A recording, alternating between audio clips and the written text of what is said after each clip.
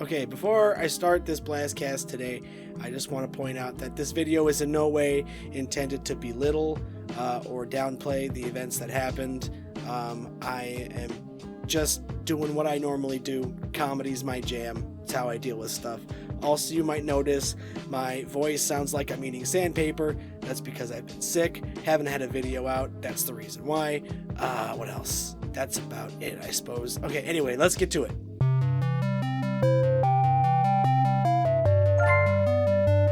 Not too long ago, America has seen 3 high-profile shootings in the span of several days. One in El Paso, Texas, one in Dayton, Ohio, and one in Gilroy, California. These mass shootings are often perpetrated by right-wing ideologues who praise such popular things as misogyny and white nationalism in manifestos they leave behind. Recently, Christopher Wray, Trump's pick to lead the FBI, said on record that the majority of terrorists arrested in 2018 included these types of extreme right-wing types. Which is even more sad when you realize under the Trump administration, grants awarded to organizations that work to dismantle white fascist power structures were pretty much shut down. And federal agencies whose job it was to fight domestic terrorism say their funding was cut. So clearly, the only place left to put blame in this situation is video games, right? Entertainment has been the eternal scapegoat of the dishonest and the lazy. Way back in the day, the preferred punching bag was movies. Those darn movies with all their super violent cinematography were the cause of all of societal's ills. After movies took their licks, then came the outrage over the ultimate representation of violence and Satanism, the dreaded RPG, Dungeons and Dragons.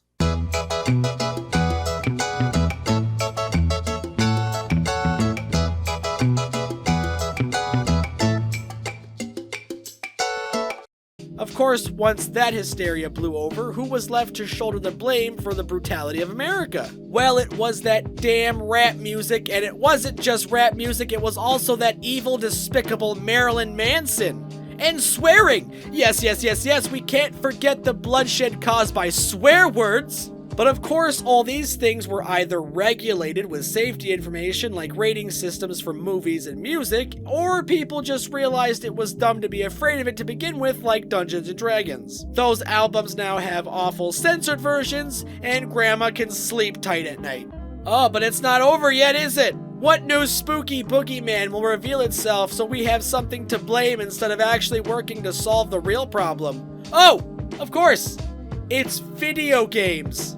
Of course it is. Those awful, violent video games. Think of the poor children who play those awful, violent video games. The bloodshed, the horror, the unmitigated cruelty of it all. I mustn't clutch these pearls any harder lest they turn to dust. I am incredibly sick of hearing about the dangers of video games. I am so tired of my hobby being scapegoated in lieu of the real problems. Especially when there isn't any real basis for blaming video games as the cause to mass shooting. Before we even get into the scientific side of this discussion, let's first point out the plain obvious inaccuracies in this argument.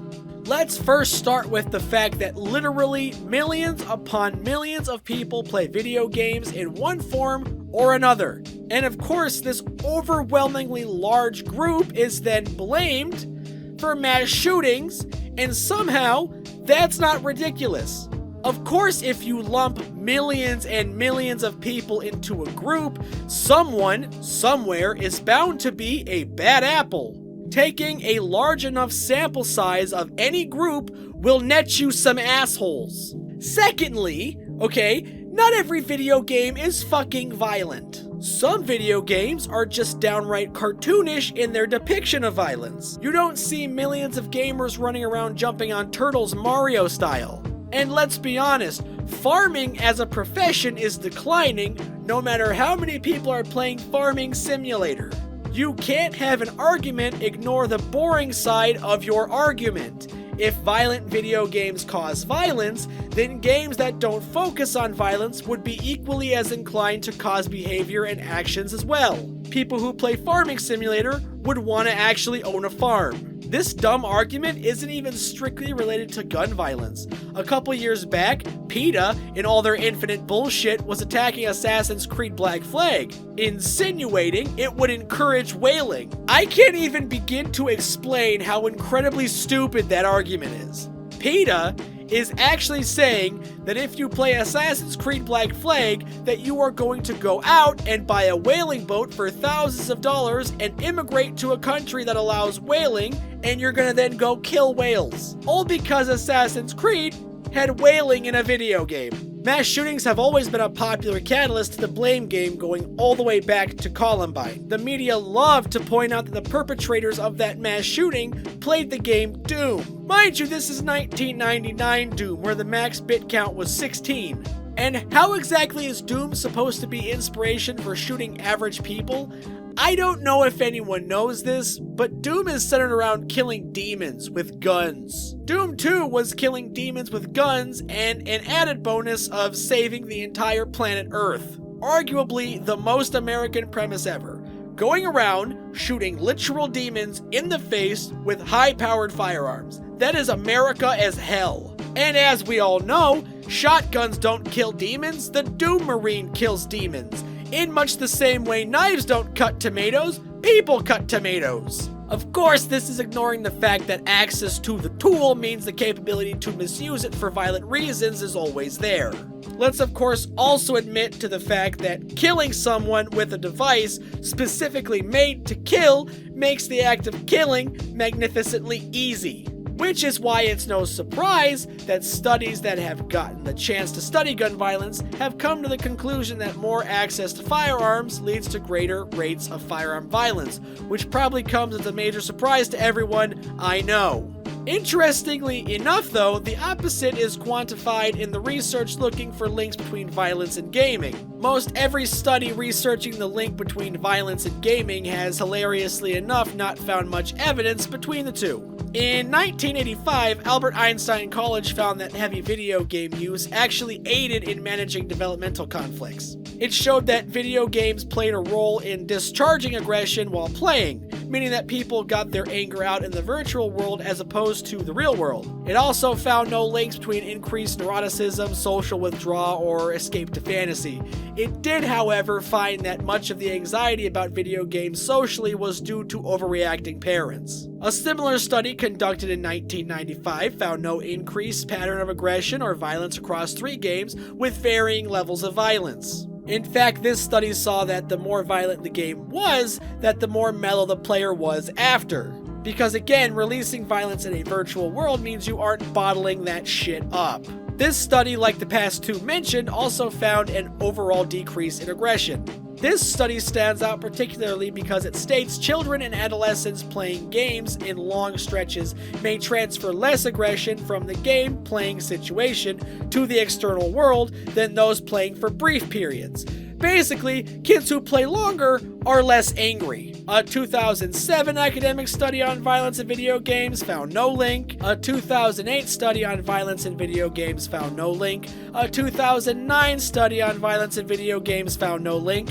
2010, 2011, 2012, 2013, and on and on and on. Always a new year, always a new study, always a study finding 0 links to violent video games and violence. Almost like there is no real link between video games and violence, and people are just using that as an excuse to not actually fucking do anything. Perhaps, maybe, there is no link, and everyone who acts like there is basically either ignorant or a liar. Personally speaking, also as someone who had one hell of a messed up childhood, video games were my preferred method of not losing my mind and staying grounded long enough to make it to adulthood. Video games, to me, personally, were helpful, not harmful. Which brings me to my next point. Fuck every politician and talking head who woke up after the latest string of mass shootings with hackneyed comments and the all too normal adherence to thoughts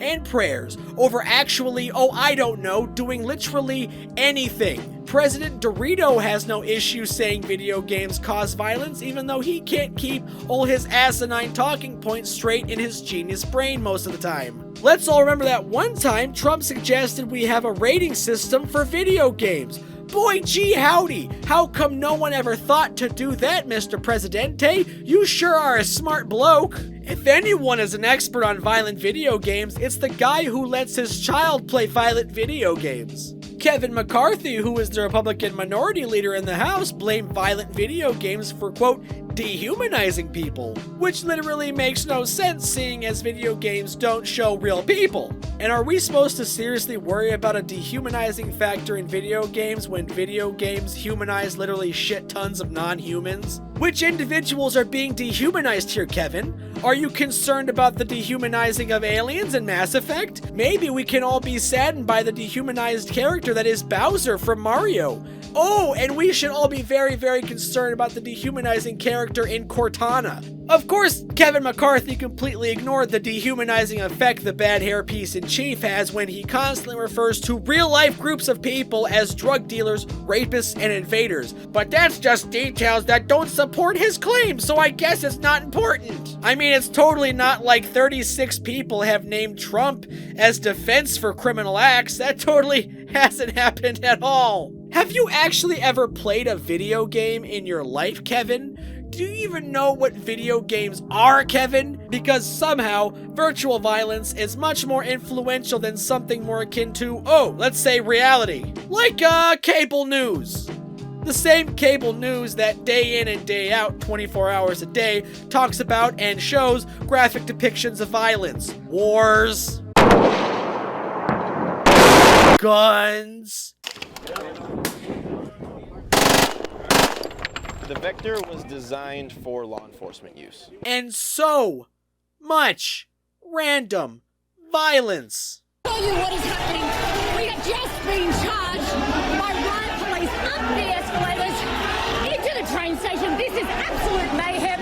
All of that, however, is less susceptible to being blamed for real-life violence, despite being the main depiction of violence IRL. Speaking of real life, however, we can't simply ignore the fact that video games have only been around for a couple decades, and people have been finding dumb ways to slaughter one another for longer than a couple decades. I wonder what video games Hitler and his Nazis were playing back in the day. Oh wait, they weren't playing any, because they didn't exist. In 1966, a whole whopping 11 years before the release of the Atari, Charles Whitman one day decided to climb to the top of a 300-foot tower with a rifle and shoot 16 people to death. Charles was a Marine who was trained to be a sharpshooter, clearly desensitized by all his time playing Call of Duty. Or maybe the connection to violence in gaming is non-existent, and everyone who uses that as an excuse is just doing so in an attempt to placate ignorant simpletons who feverishly seek to place blame on something. Anything